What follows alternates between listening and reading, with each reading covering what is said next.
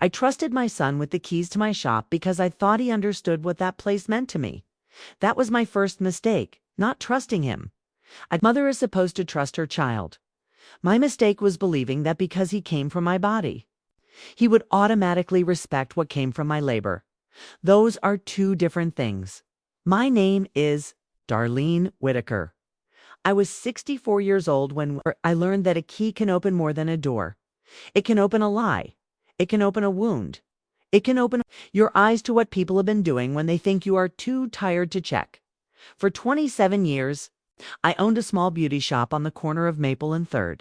Whitaker's Beauty Room. It was not fancy. It did not have marble floors or expensive chandeliers. It had 4 styling chairs, 2 shampoo bowls, 3 hair dryers, a small waiting area, and a coffee maker that made more noise than it should have. There was a gold bell over the front door. Every time someone walked in, it rang. That sound was part of my life. Ring. A customer coming in. Ring. A woman needing her hair done before a job interview. Ring. A grandmother bringing her granddaughter for her first silk press.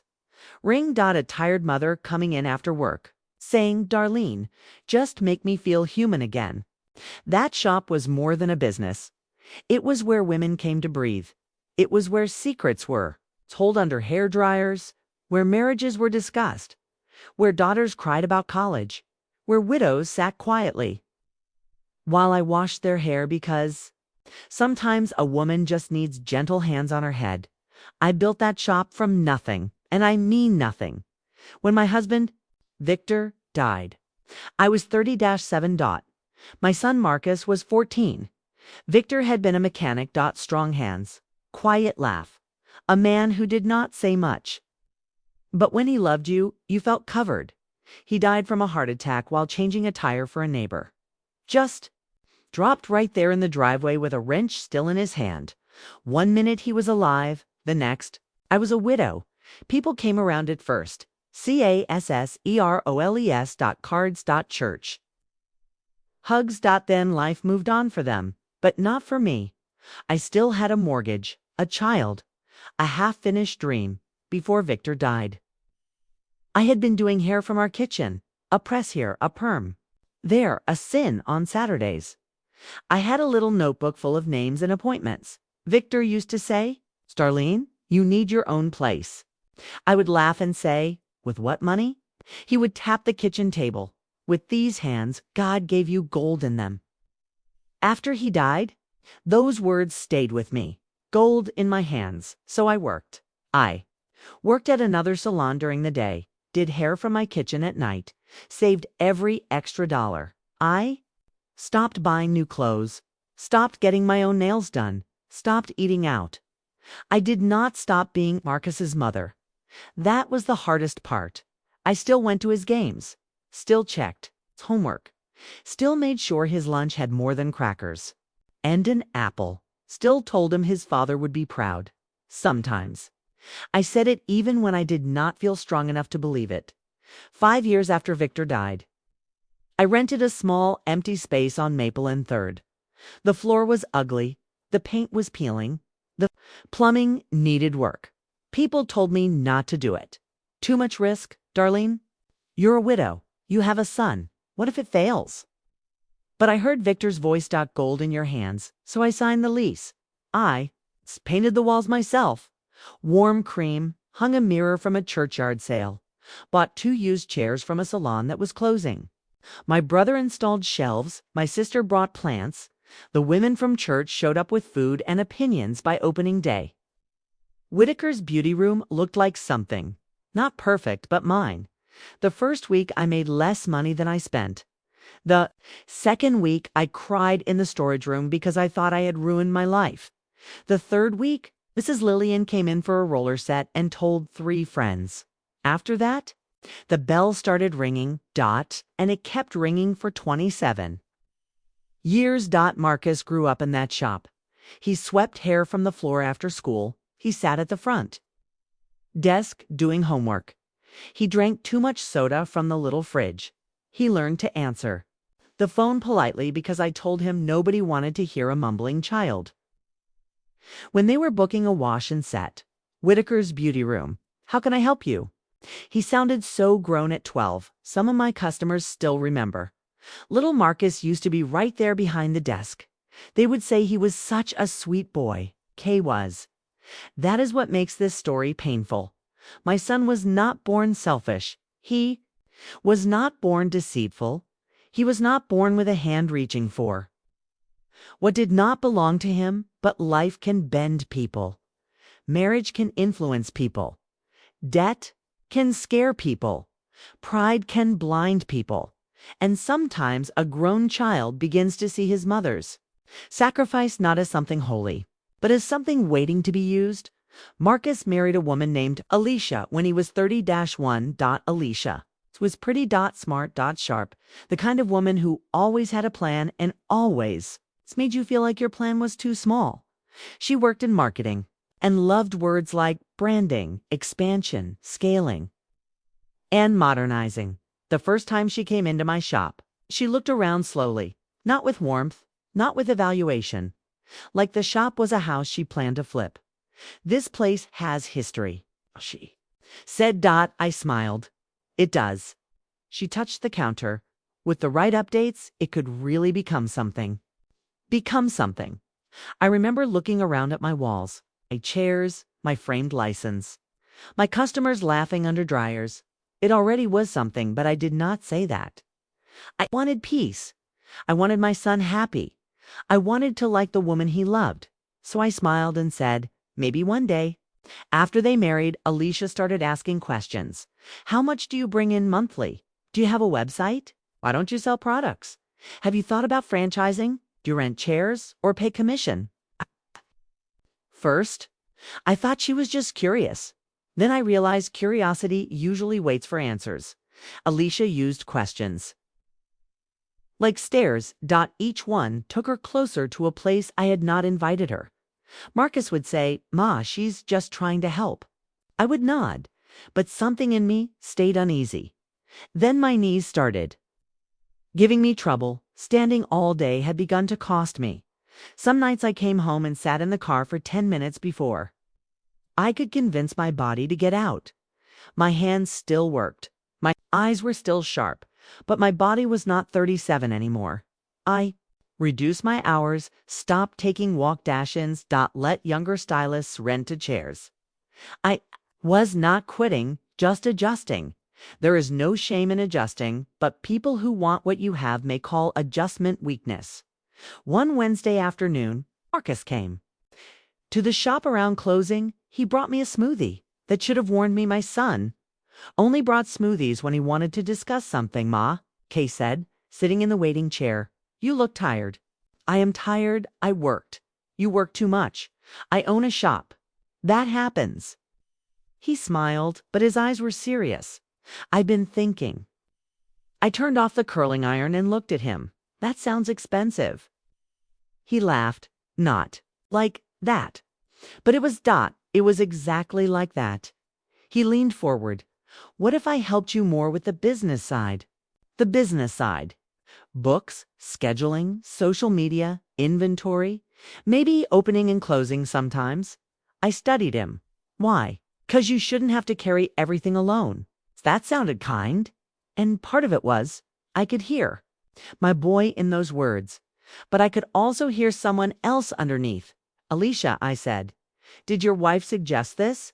His face shifted. Ma, answer me. She mentioned that you could use support. Support, another word that can mean many things. I wiped the counter. I have run this shop for 27 years. I know without social media. I know without branding. I know, Ma. But now suddenly I need help. He sighed. Why do you always take help like an insult? That hurt because it had a little truth in it. I did not like needing help. Widowhood teaches you to survive alone. After a while, accepting help feels like handing someone a knife and hoping they only cut the bread. I softened. I don't take help as an insult, Marcus. I take people stepping over me as an insult. I'm not stepping over you. I wanted to believe him. He looked around the shop. I grew up here. I know. care about this place too. That got me, because it was true. He had grown up there. The shop was part of his childhood. Maybe I had been guarding it so tightly that I had forgotten it meant something to him too. So I gave him a small role, not the bank accounts, not ownership, just scheduling software and inventory orders. Then, a month later, I gave him a key, a spare key on a small gold ring. He held it in his palm and smiled. "You sure, Ma? I am trusting you." He looked up at me. "I won't let you down." I believed him. That is the part I still think about. How fully I believed him at first. Things improved. Marcus organized appointment reminders. He set up a simple Instagram page. He ordered towels in bulk and saved me money. He created a spreadsheet for product sales. He took pictures of the shop in good light, and I had to admit, they looked beautiful. Customers liked seeing their hairstyles posted with permission.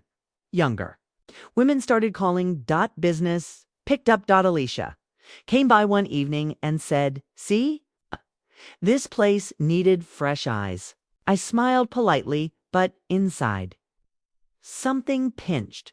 Fresh eyes. As if my old eyes had not kept the doors open for almost 3 decades.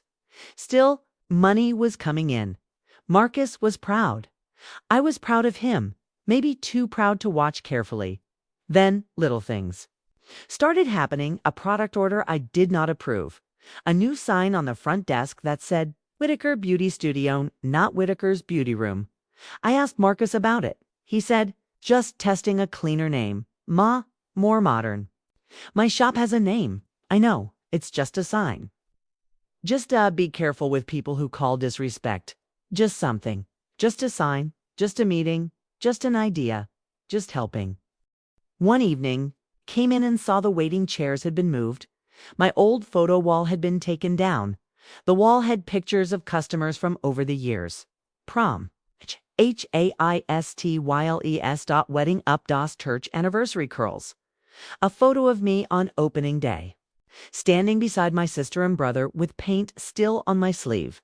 That photo wall was history. Now the pictures were stacked on a chair. I felt my chest tighten. Marcus. He came from the back room. "Yes, Ma. Why are my pictures down?"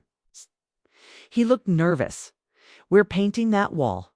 Alicia knows a designer who said an accent wall would look better for photos." "For whose photos?" He hesitated. "Brand." "Photos." I stared at him. "Did you ask me?" He rubbed his face. "I thought you'd like it once it was done." That sentence is where many betrayals begin. I thought you'd like it once it was done, meaning I knew you might say no, so I did it without asking. I made him put the pictures back. He did, but not happily. The next week, I overheard him on the phone in the storage room. Double quotes, "Yes, we're positioning it as legacy meets luxury." He said, "Legacy meets luxury." I stood outside the door, holding a box of gloves. He continued, "Right now, she's still emotionally attached to the old model, but we're working on transition." She still emotionally attached. Old model. Transition. My hand tightened around the e-box. He came out and nearly bumped into me. His face went pale. "Ma, who are you talking to?" "No one." I looked at him. He looked away. "Marcus, a consultant." "For what?" He sighed. "Alicia connected me with someone who helps small businesses scale. My business. Our family business."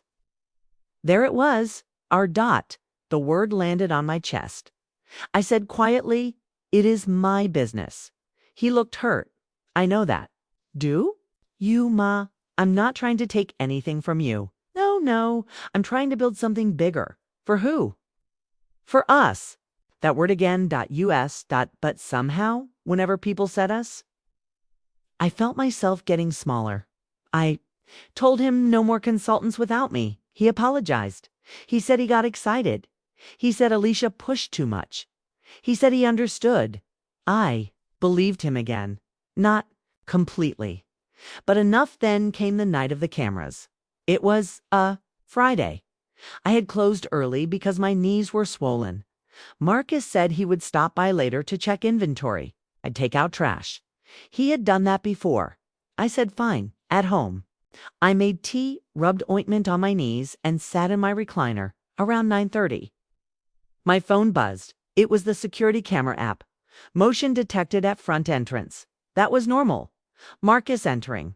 I opened the app only to make sure he got in. Safely. There he was, my son, using the key. He stepped inside and turned on the lights. But he was not alone, Alicia. Walked in behind him. Then 2 men in suits, then a woman with a tablet. I sat up slowly. My tea went cold in my hand. Marcus led them through the shop like he owned it. Alicia pointed to the front. One of the men took pictures. The woman with the tablet scanned the room. They walked past my chairs, my mirrors, my photo. My shampoo bowls. They entered my back office. My private office. I watched Marcus unlock it. The key I gave him opened the shop, but he had no business letting strangers into my office. My heart started beating hard. I switched cameras. Office. View. There was no audio. Only video. But I could see enough. Alicia picked up folders from my desk. The woman with the tablet took pictures of papers. One of the men opened my filing cabinet. Marcus stood there, watching, not stopping them, not protecting me, letting them look through my life. Then I saw something that made my whole body go cold. Alicia pulled out a rolled document from her bag. She spread it across my desk. A new logo, a floor plan, and at the top, in large letters, Whitaker looks beauty. Bari stared at the screen. Whitaker looks beauty. Bar. My name. Their dream. My shop. Their plan. Then the camera showed Marcus pointing toward the wall where my photo history hung. He made a sweeping motion with his hand, like clearing it away. One of the men nodded. Alicia smiled, and something inside me went very still. I did not cry. Not yet. I stood up, slowly. My knees screamed. I ignored them. I put on my coat, grabbed my purse, took my own keys, and drove to the shop. The drive to the shop took 12 minutes. It felt like an hour and a heartbeat. At the same time, my hands were steady on the steering wheel. That surprised me. I thought they would shake. But no, sometimes when a woman has been hurt long enough in small pieces, the big betrayal does not make her fall apart. It makes her focus. I drove past closed stores, past the laundromat with the flickering sign, past the little church where Victor and I got married, past the corner where Marcus used to wait for the bus. With a backpack bigger than his body, every street held a memory, and every memory seemed to ask me the same question. Darlene, what are you going to allow? When I pulled into the shop parking lot, there were 2 unfamiliar cars near the back entrance. Expensive cars. Clean tires. Dark windows. People like that never came to Maple and 3rd at night unless they wanted something. I parked beside Marcus's car for a moment. I sat there looking through the windshield at my own shop. The lights were on. The sign above the door still said, Whitaker's Beauty Room. My sign, my name, my room. The gold bell hung inside the door. I wondered if it would ring differently when I walked in. I opened the car door. The cold air hit my face. My knees hurt as I stood. But I did not let myself limp. Not that night. I walked to the front door and unlocked it. The bell rang, clear and sharp. Everyone turned. Marcus stood near the front counter. Alicia was beside the waiting area with the tablet woman. The 2 men were near the product shelves. One of them was holding a tape. A tape measure. At night. Without my permission. Marcus's face drained of color. Ma, Alicia recovered first. Of course she did. Mrs. Whitaker, she said, smiling. Too wide. We didn't expect you. No, I said. I imagine you didn't. The room went quiet. One of the men stepped forward. Good evening. Must be Mrs. Whitaker. I held up my hand. I don't know who you are. And unless your name is on the lease, you need to stop talking. His mouth closed. Alicia's smile stiffened. Marcus stepped toward me. Ma. I can explain. I looked at him. Good, he swallowed. This is just a preliminary consultation. Consultation. For what? He glanced at Alicia. Wrong move. I saw it. He knew he had done wrong. And still his eyes went to his wife for rescue. Alicia spoke. We were exploring possibilities for expansion, were you? Yes. Nothing has been decided. I walked slowly. To the front counter, my hand touched the edge. This counter had a small burn mark on the side from when my first curling iron. Overheated in 1999. I kept it there.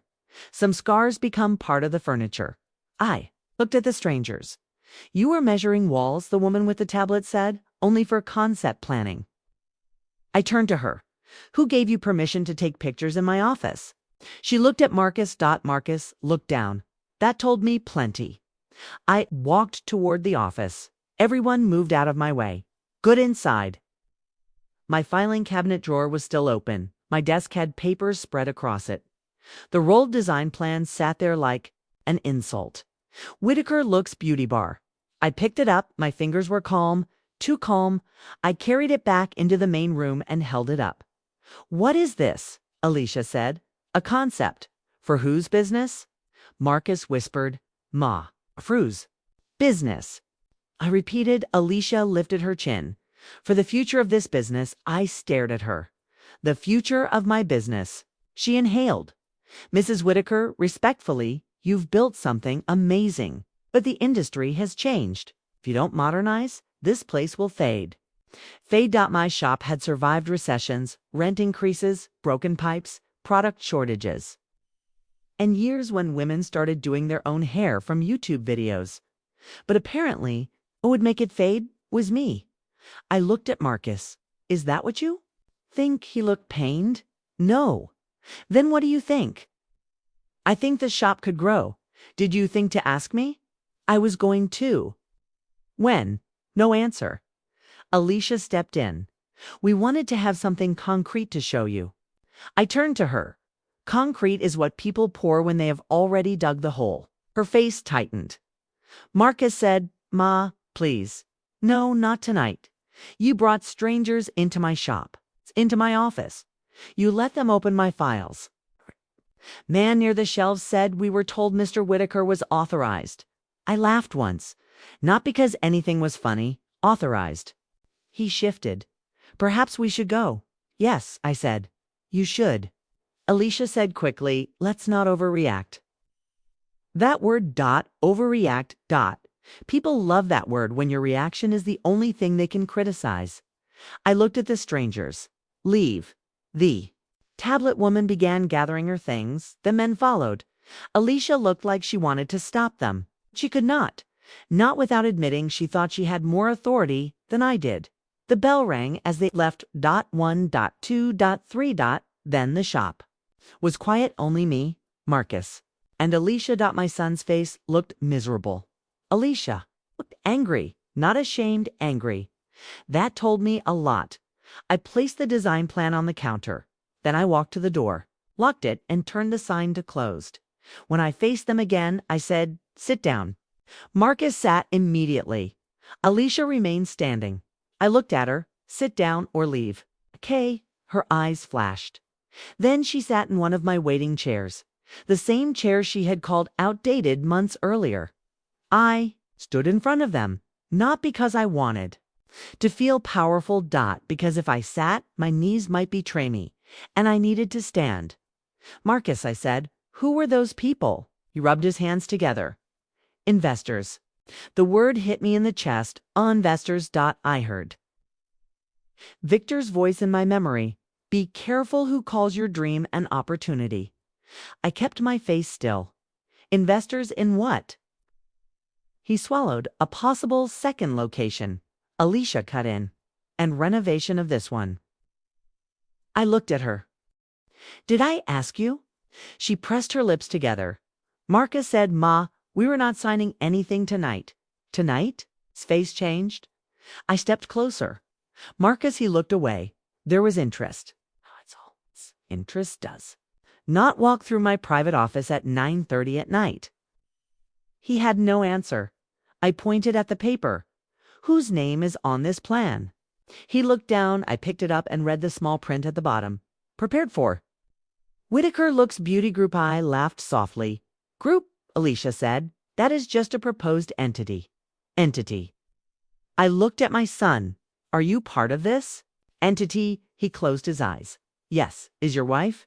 Yes. Am I? Silence. That silence was the answer. I felt something inside me crack. Not loud, not dramatic. Just a clean split. My name was on the concept. My history was on the walls. My labor was in the floor. But in their future, I was not even part of the entity. I said quietly, you used my name. Marcus looked up, tears in his eyes. Ma, no. We wanted to build on your legacy. Build on it or build over it. He flinched. Alicia stood. This is exactly why we didn't tell you yet. You take everything personally. I turned slowly. This is personal. We are trying to create generational wealth with my shop, with a family business. A step toward her.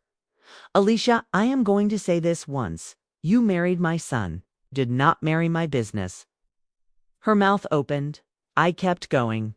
You do not get to walk into what I built, rename it, measure it, redesign it, and call it family. She looked at Marcus. Are you going to let her talk to me like this? I turned to him. Double quotes. Yes, Marcus. Are you? His face twisted. That was another moment. Every family has them.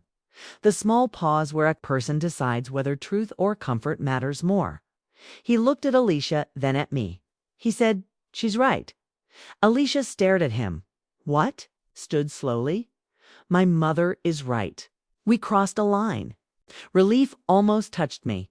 Almost, but not enough. Because he said we. He included himself. Good, but the line had already been crossed. Alicia shook her head. No, we were helping, Marcus said. No, we were hiding. That was the first honest sentence my son had said all night. Alicia's eyes filled. Not soft tears, angry tears. You told me she would never agree unless we showed her the vision. I looked at Marcus. His shame deepened. You said that, Kay whispered. Yes. The room went silent. I leaned against the counter. Not from weakness, from the weight of it. You said I would never agree. Mama, so instead of respecting my no before I gave it, you decided to go around it. He cried then. I'm sorry. Not yet. He looked confused. Sorry comes after understanding. You are still in the smoke. Alicia grabbed her purse. I don't have to sit here and be insulted. I looked at her. Double quotes. No, you don't. You can leave my shop. She turned to Marcus. Are you coming? He looked torn. I almost felt sorry for him. Then I remembered the security. Cameras. My office. My files. My name on their plan. He said softly, I need to talk to my mother. Alicia looked like he had betrayed her. Maybe in her mind he had. She walked to the door. It was locked. I unlocked it. She stepped out, then turned. You're making a mistake. This place could be so much more. I looked at her. It already was. I closed the door. The bell rang one more time. Then it was just me and Marcus. My son sat down again like his legs had gone weak. I went into the office and closed the filing cabinet, stacked my papers, rolled up the concept plan. Then I came back out. Marcus whispered, Ma, I'm sorry. I looked at him. Give me the key. He lifted his head. The pain on his face was real. That almost weakened me. But I had learned long ago that real pain does not erase real harm, Ma. The key, Marcus. His hands shook as he reached into his pocket. He pulled out his key ring. The small gold key caught. The salon light. He worked it off slowly. I remembered the day I gave it to him. I am trusting you. I won't let you down. He placed it in my palm. It felt cold, small, heavy. I closed my fingers around it. You can go. His eyes filled. Can I come tomorrow? No, Ma, please. No. When? When I decide? He nodded, crying. I walked him to the door before he stepped out. He turned. I didn't mean to hurt you. I looked at my son. I believe you. His face softened. Then I said, but you meant to do it without me. He had no answer. I closed the door behind him. The bell rang after he left. I stood in the middle of my shop. The chairs were quiet. The mirrors reflected a tired, slow woman in a dark coat. My photo wall looked back at me. Opening day, prom girls, wedding hair, church mothers. My life, I walked to the back office and checked the camera footage. Again, watched them enter, watched the files open, watched my son point at walls. Watched Alicia smile. I saved every clip. Then I sat at my desk and cried. Not soft tears, deep ones, the kind that come from realizing the person you raised has learned how to stand in your house and imagine it without you. Asterisk the next morning. I did not open the shop. For the first time in years. Whitaker's beauty room stayed dark on a Saturday. That hurt. Saturday was our busiest day. Women had appointments to silk presses, a color touch-up, a shampoo and set for Mrs. Lillian, who had been coming since opening year. I woke at 6, looked at my phone and saw messages from my stylists. Keisha, Ms. Darlene, are you okay? Tanya, the shop is still locked. Should I wait? It's Miss Lillian. Baby, I am outside. Did the Lord take you and forget to tell me? That one made me cry and laugh.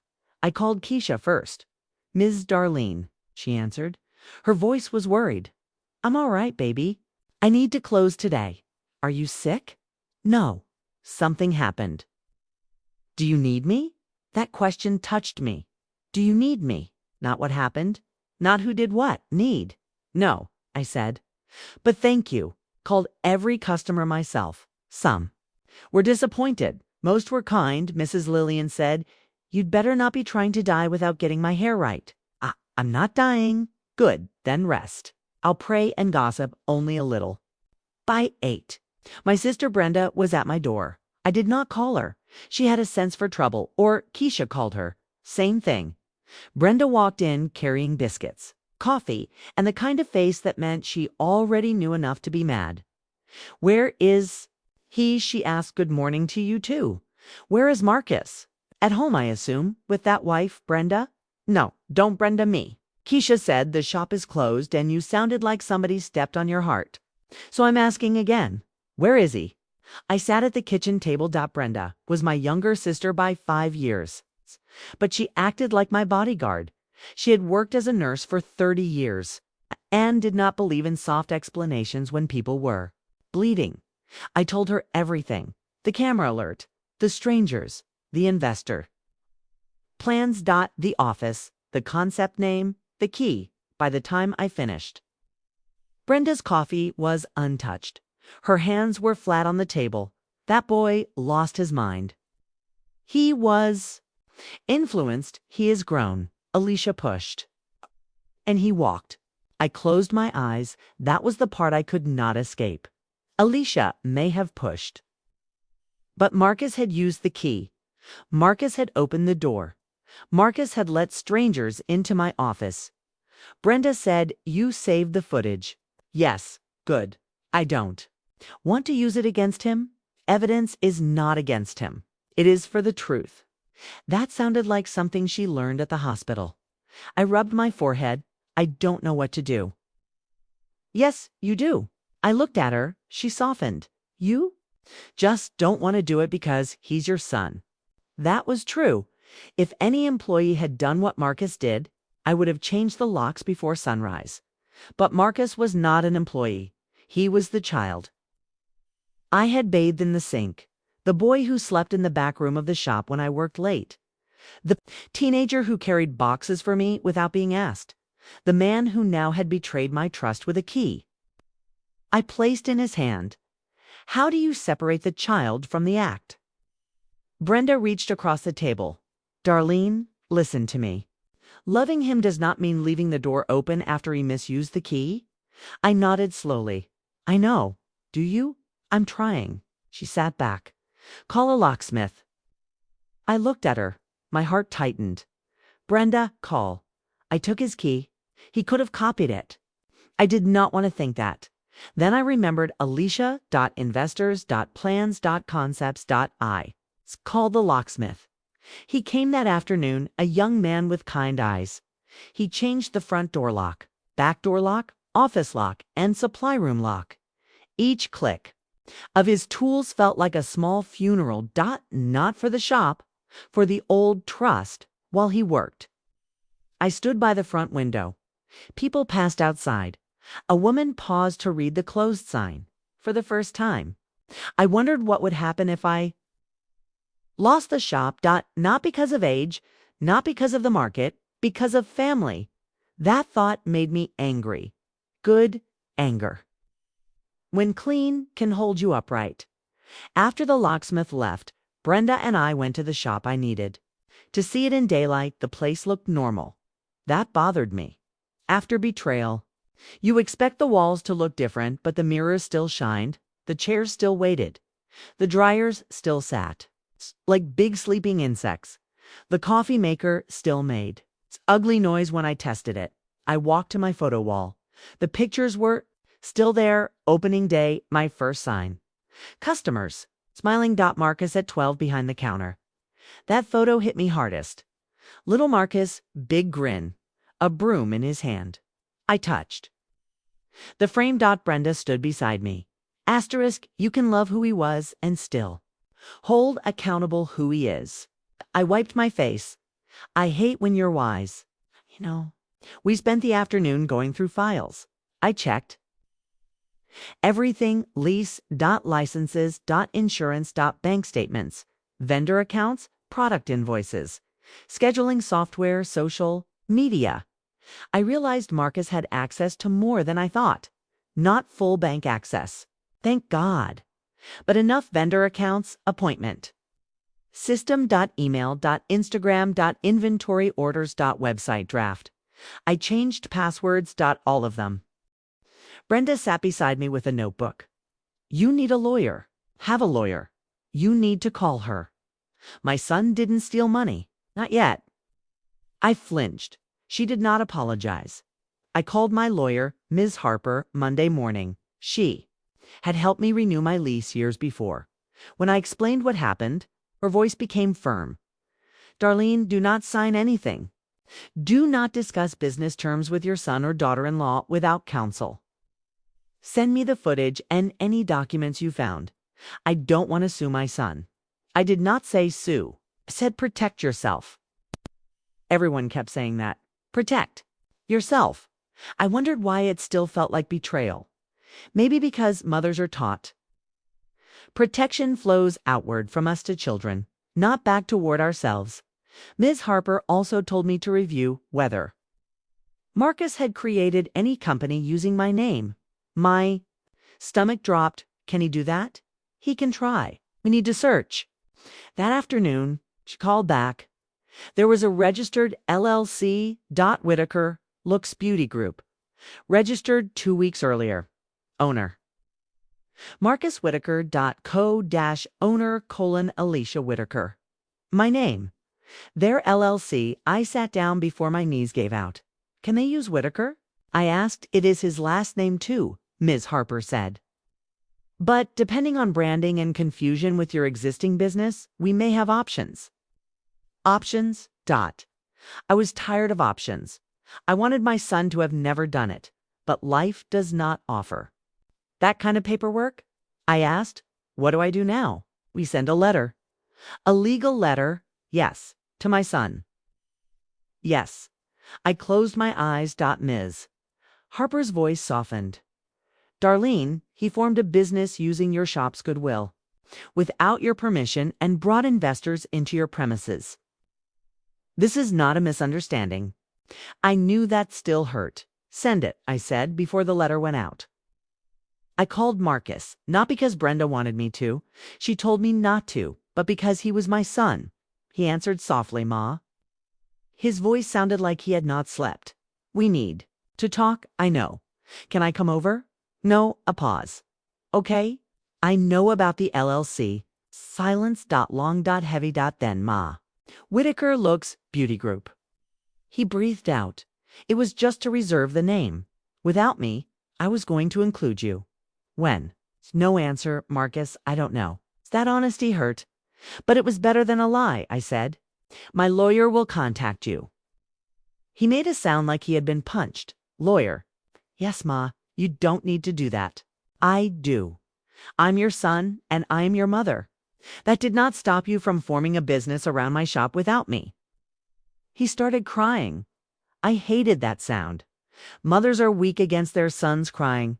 But I gripped the phone tighter. He said, Alicia said we needed to move fast. There it is again, Alicia said. I know, Marcus. Do you? Because every time you explain, your wife is driving and you are sitting in the passenger seat. But it was your hand on the key. He was silent. I continued. I'm not speaking with you about the shop without my lawyer. Ma, please. No. Are you cutting me off? For my business, yes. Another silence. And from you. My heart ached. That depends on whether you can come to me as a son and not a man trying to take over my life's work. He cried harder. I'm sorry. I hope you become sorry enough to change. Then I ended the call. I sat in my office. After that, and shook. Brenda, who had ignored my request for privacy and stayed nearby, came in. You okay? No? You did, right? Right feels terrible. It often does before it feels free. The legal letter went out. Cease use of confidential materials. No access to premises. No representation of affiliation. No use of photos, client lists, records, or shop information. No contacting investors using my business as an asset. It sounded cold. Legal words always do, but underneath every sentence was a simple truth. This is mine. You cannot take it. The next day, Alicia came to the shop. I saw her through the front window. She was wearing a red coat, and anger. Keisha was styling a client. Tanya was mixing color. I was at the front desk. Alicia tried the door locked.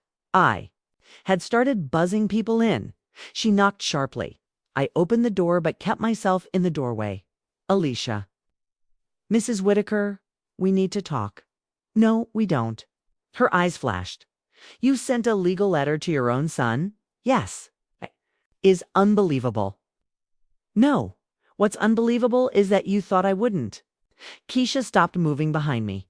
I could feel the whole shop listening. Alicia lowered her voice.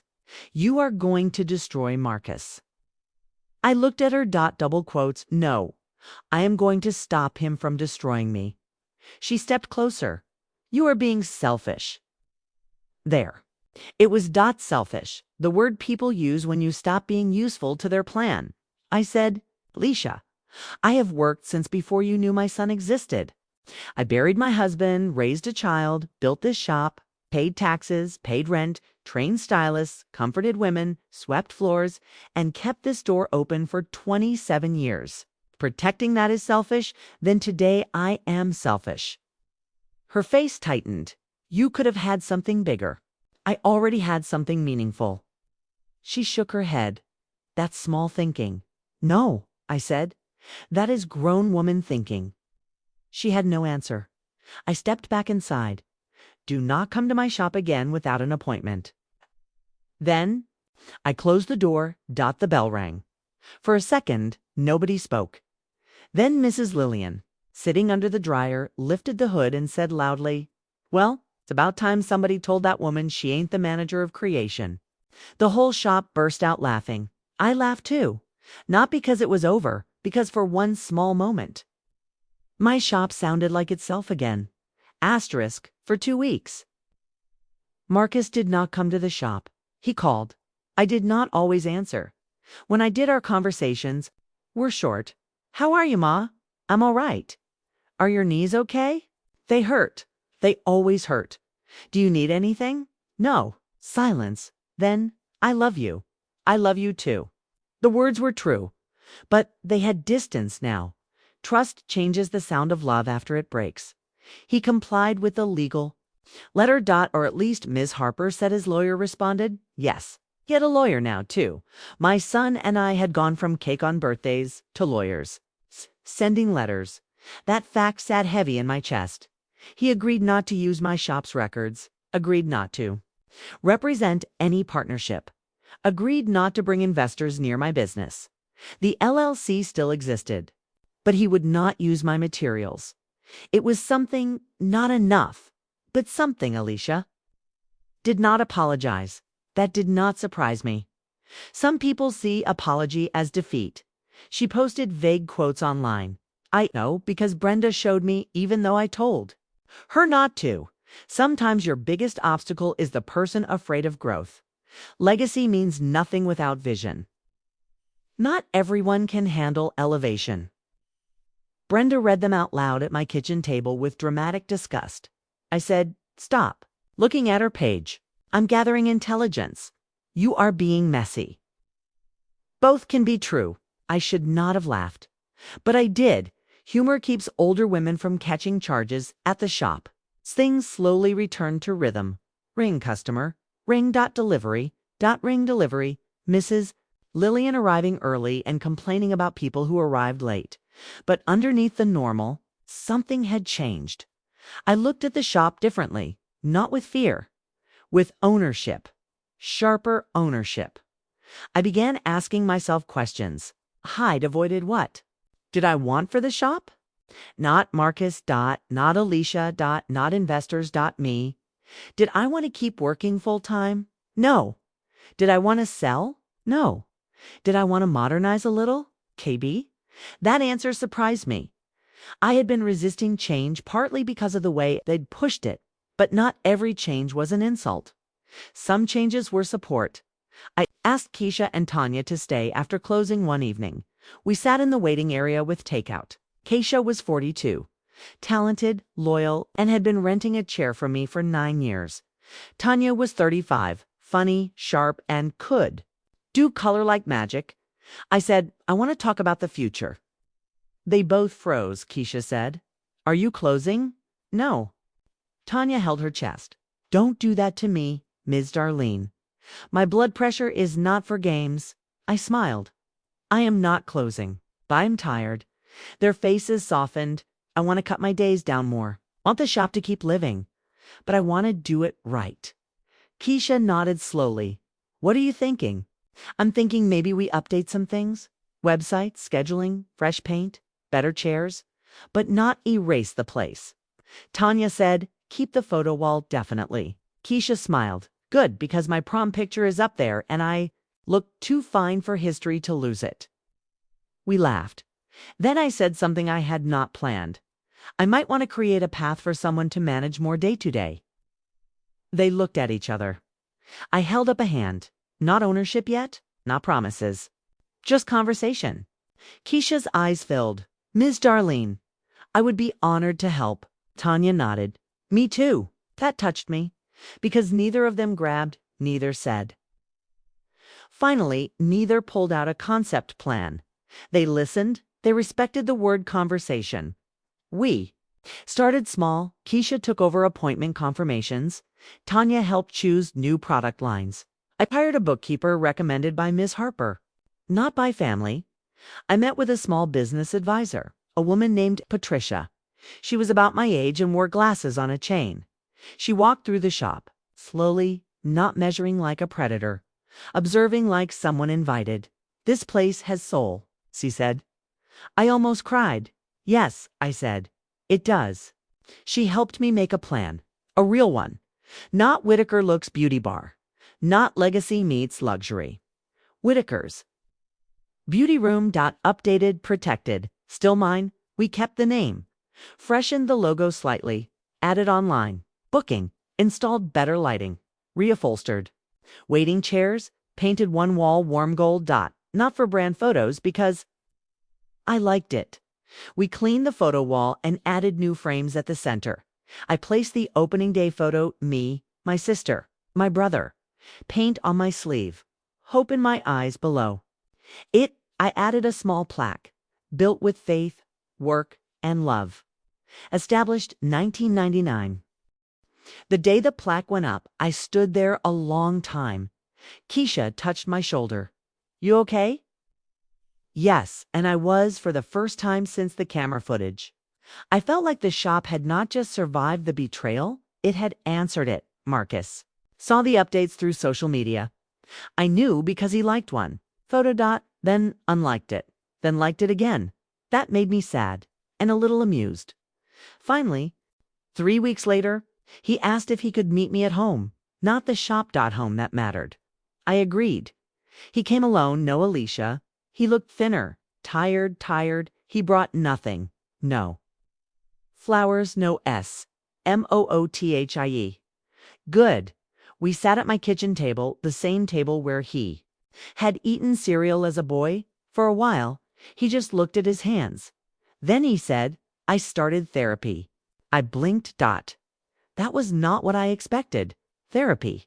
Yes? Why? He gave a sad little laugh. Because my wife said I betrayed her. My mother said I betrayed her, and my lawyer said I made poor decisions. I figured I might need professional help. Despite myself, I smiled. At least he still had humor. Then he grew serious. Double quotes, Ma. I need to apologize without blaming Alicia. I leaned back. Go ahead. He took a breath. I was embarrassed. That was not what I expected either. Of what? Of not having built anything like you did. I sat still. He continued. I'm 41. I have a job, but it's not what I dreamed. Alicia is always talking about growth, wealth, building something. And there you were with this shop, this real thing. Something people respect, something with history. And I kept telling myself I wanted to help you grow it. Hey. Looked up, tears in his eyes, but I think part of me wanted to prove I could make it bigger than you did. That truth entered the room quietly. I felt it, he continued. I was proud of you, but also ashamed that I was still standing in the shadow of what you built. Marcus, I know it's ugly. Yes, I said, but it's honest. He nodded. Alicia pushed. But I wanted to be pushed, 'cause it let me pretend the idea wasn't mine. I closed my eyes. There it was, ownership, not of the shop. Of the wrongdoing, I used your trust, he said. I used the key. I used the access you gave me as your son. And I tried to turn it into authority you never gave me. My eyes filled. He wiped his face. I am so sorry. This apology was different. Not rushed, not defensive, not wearing Alicia's name like a shield. I said, I hear you. He breathed out shakily. I don't expect you to trust me. Good. He nodded, accepting the weight. I don't expect to be part of the shop. Good. That hurts. I know, but I deserve it. I looked at my son. He was becoming someone in front of me, not the boy I raised, not the man who lied, someone facing himself. That mattered. What about Alicia? I asked. His shoulders tightened. We're having problems. I am sorry. I know you don't like her. I don't like what she did. He nodded. Double quotes, she thinks I chose you over our future. Did you? No. I chose truth too late. That was a good answer, he continued. She hasn't apologized because she doesn't think she was wrong. She thinks the only mistake was getting caught before we had a full proposal. I stared at him. He looked ashamed. I know. Cass, that is dangerous thinking. I know. Do you? Yes. I'm seeing it now. He rubbed his hands together. We are in counseling too. I don't know what will happen. Across the table and touched his hand. Not full forgiveness, not full trust, but mother to son. I do not want your marriage to fail. I know. But I do want you to stop confusing ambition with disrespect. He nodded. I'm trying. Trying is not enough forever. I know. We sat quietly. Then he said, the shop looks beautiful. You saw? He smiled a little. Yes. I liked the picture twice. I noticed. He laughed softly. Then tears came again. You did it without me. Yes, that hurt, I imagine. But it also made me proud. That softened me. I wish you had let me be part of it the right way, he said. So, do one, maybe one day? I looked at him. Maybe one day was a dangerous phrase, but not impossible. One day depends on many days before it. He nodded. I'll work on the days. Good, that was all I could ask. A month later, Alicia finally came to my house, uninvited. I almost did not open the door, but I did. She stood there with no makeup, eyes tired. Mrs. Whitaker, Alicia, I know I should have called. Yes, I wanted to speak before I lost the courage. I could have told her to leave. I wanted to, but something in her face made me pause. Not guilt exactly, fear. I stepped onto the porch but did not invite her in. That was my boundary. She accepted it. I was wrong, she said. No greeting, no introduction, just the words. I waited. She swallowed. I did see your shop as an opportunity. Not your life, not your history. An opportunity. The truth was ugly, but again, truth is better than perfume. I thought Marcus was entitled to it because he was your son. I thought I was entitled to help shape it because I'm his wife. Told myself you were holding him back. She looked down, but the truth is, I didn't respect what you built because it didn't look like what I thought success should look like. I said nothing. Her eyes filled, and when you updated it without us, I realized I was wrong. It did not need to become something else. I needed to learn how to see what it already was. That sentence landed. I studied her. Are you apologizing? Because Marcus is angry with you. No, she said. I'm apologizing because I watched him cry over what he did to you. And I realized I helped him become a man he didn't want to be. For the first time, I saw something like humility in Alicia. Not complete, but there I am. Sorry, she said. I nodded. I hear you. She looked like she wanted more. I did not give it. After a moment, she said, I don't expect you to forgive. Me now? Good. She nodded. I hope one day I can come into the shop as a customer. I almost laughed. A customer, not manager, not strategist, not co-owner, a customer. That would be a start, I said. She nodded, double quotes. Thank you. She left. I stayed on the porch long after her car pulled away. Forgiveness had not arrived. But the road had a sign. Asterisk, 1 year after I took the key back from Marcus. Whitaker's Beauty Room celebrated its 28th anniversary. I almost ignored it. 20-8 is not a big number like 25 or 30. But Keisha said, Ms. Darlene, every year a black woman keeps a business open is a big number. She was right, so we celebrated. Not fancy, no investors, no velvet ropes, no people in suits, measuring walls, just customers. Cake, music, old photos, new photos, and a small banner over the mirror that said, Still here. Still beautiful. Mrs. Lillian said the banner sounded. It's like her dating profile. We told her to behave. She did not. The shop was full that day. Women came in even without appointments just to hug me. Some had been customers for decades. Some were younger. Women who found us online after the updates. One woman came with her daughter and said, My mama used to come here. She passed last year, but I wanted to see the place she always talked about. I cried right there beside the shampoo bowl. That is what the shop was, not just hair, memory, continuity, women, carrying pieces of other women into the future. I wore a cream suit that day, comfortable shoes, gold earrings Victor gave me on my 35th birthday. My knees hurt, but my spirit did not. Near the photo wall. We added a new picture, me standing outside the updated shop, smiling under the same old name. Whitaker's Beauty Room. Keisha suggested we take a group photo. Everyone gathered, stylists, customers, friends, Brenda, Mrs.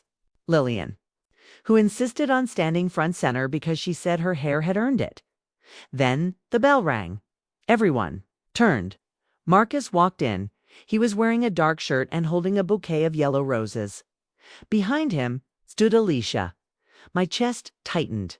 Then room sensed it. Women in beauty shops can detect tension before it has a chance to sit down. Marcus looked at me. Not at the walls, not at the updates. Me. Double quotes, Ma. He said softly. I walked toward him. Marcus. He held out the flowers. These are for the shop. Not for me, for the shop. That mattered. I took them. Thank you. Alicia stepped forward. She looked nervous. Mrs. Whitaker, Alicia. She held up a small box. I brought something too. But if it's inappropriate, I can take it back. What is it? She opened the box. Inside was a small brass key. Old-fashioned decorative, mounted on a wooden plaque. The plaque read, "Trust is earned one honest day at a time." My throat tightened. Marcus said it was Alicia's idea. I looked at her. She swallowed. I know I misused the idea of keys. I wanted to acknowledge that. The room was quiet. Even Mrs. Lillian held her tongue, which was almost a miracle. I took the plaque. It was heavier than I expected. "Thank you." I said, "Not forgiveness, but acceptance of the gesture," Keisha whispered. "We should put it near the office." I smiled. "No, near the front door. Because the lesson belonged where people entered. We hung it that day. Near the bell. Trust is earned. One honest day at a time." Marcus stayed for the celebration. He did not act like. Staff did not go behind the desk, did not touch inventory, did not give suggestions. He sat in a waiting chair and listened as women told stories about the shop. Mrs. Lillian told him how I once opened early to do her hair before her husband's funeral. Keisha told him how I gave her a chair when another salon said her style was too neighborhood. Tanya told him how I taught her that clients do not just pay for skill. They pay to feel safe. Marcus cried quietly. I saw him wiping his face, good some tears, water understanding, at the end of the day. After most people left, Marcus helped carry trash to the back. He stopped at the office door. It had a new lock now. He looked at it, then at me. "I know. I don't have a key." "No, I'm not asking." "Good," he smiled sadly. "I just wanted to say I understand why." I nodded. That mattered more than asking. Alicia stood near the front door looking at the photo wall. I walked over. She pointed to the opening day picture. "You look so happy." I was terrified. She looked surprised. "Really?" "Yes. Happiness and fear can stand in the same picture." She nodded slowly. "I think I mistook your history for comfort. Like because the shop was established, it was easy. But it wasn't. No, you built all this while raising Marcus." "Yes." She looked at me. "I did not respect that enough." "No, you didn't." She took it. Progress. A few months later, Marcus asked if we could have lunch at a diner near the shop. Neutral ground. He arrived early. That was new. "We ordered chicken sandwiches," he said. "Alicia and I are separating for a while." I put down my glass. "I'm sorry." He nodded. "We're not sure what will happen. Counseling helped us see a lot." I waited. "She wants a life that moves fast. I don't know if I want that or if I wanted to look like I wanted it." That was deep, painfully deep. "I hope you find the truth," I said. "Me too." He looked at me. "I'm not telling you this so you'll blame her." "Good. I made my own choices." "Yes, I'm trying to learn who I am when I'm not trying to prove I'm successful." I reached across the table and touched his hand. "That is worthy work." He smiled. Then he said, "I applied for a small business management course."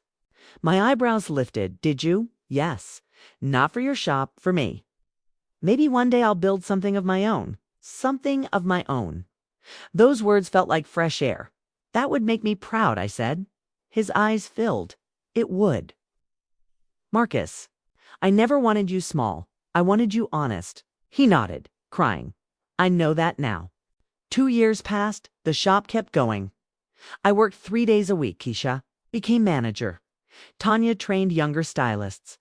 We started a mentorship program for girls interested in beauty careers. Once a month, I taught a class called Business with Boundaries.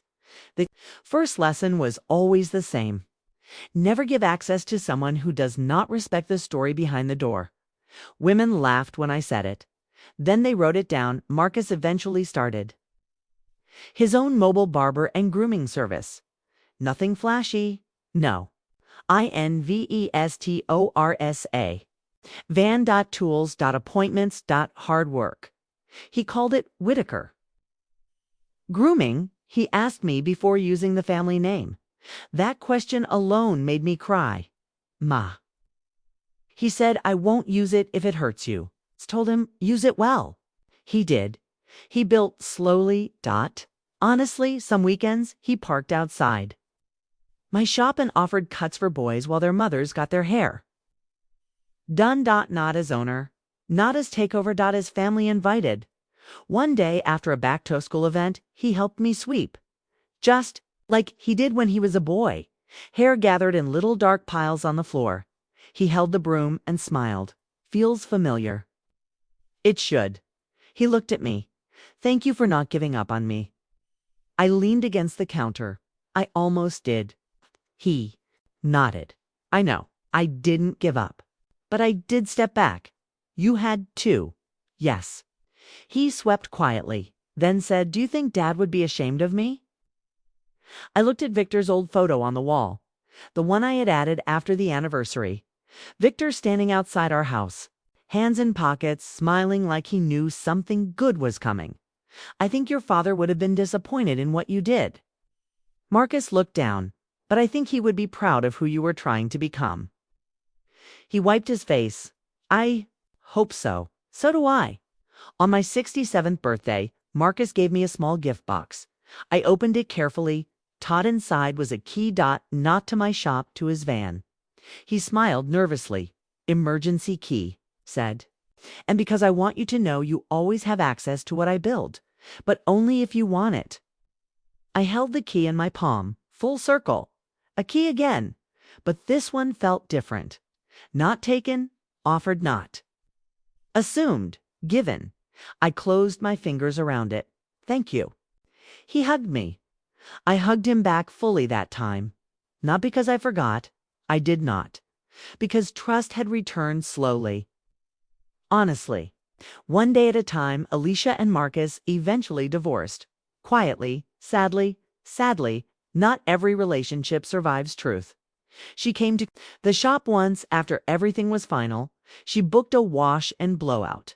A real appointment, paid full price. Tipped Keisha well. Before she left, she came to me. Double quotes, Mrs. Whitaker, she said. I hope you know I learned from you. I looked at her. What did you learn? She smiled sadly. That a thing can be small and still be sacred. I nodded. That's a good lesson. I'm sorry again. I know. And this time I believed she was. Life moved on. Not cleanly, not like a movie. But forward, Whitaker's beauty room is still on. Maple and Third, the bell still rings. The coffee maker still complains. The photo wall still grows. The plaque still hangs near the front door. Trust is earned one honest day at a time. Sometimes customers ask about it. I tell them that's a long story.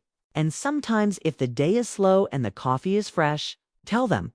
I tell them about the key, the cameras, the strangers, the plan with my name on it.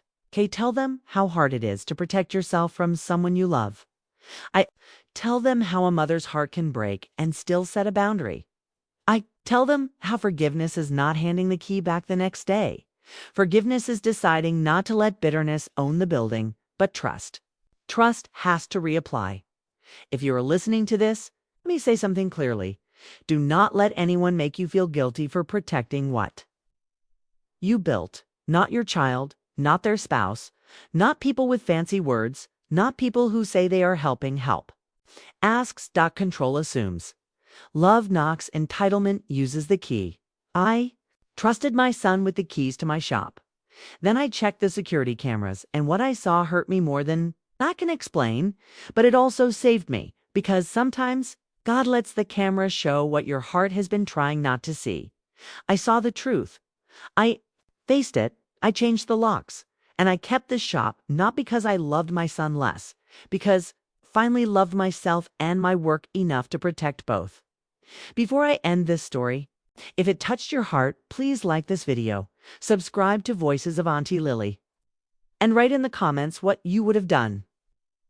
If you saw your own child using your trust behind your back, your comments help these stories reach another mother, father, auntie, or grandparent who may be struggling to set boundaries with family. And if you want more emotional family stories about betrayal, forgiveness, dignity, and healing. Subscribe and turn on notifications so you do not miss. The next one, final life lesson. A key is not just metal, a key is trust. A key says, I believe you will enter with respect. I believe you will protect what matters to me. I believe you understand the story behind this door, so be careful who you give keys to. Keys to your home, keys to your business, keys to your heart, keys to your peace.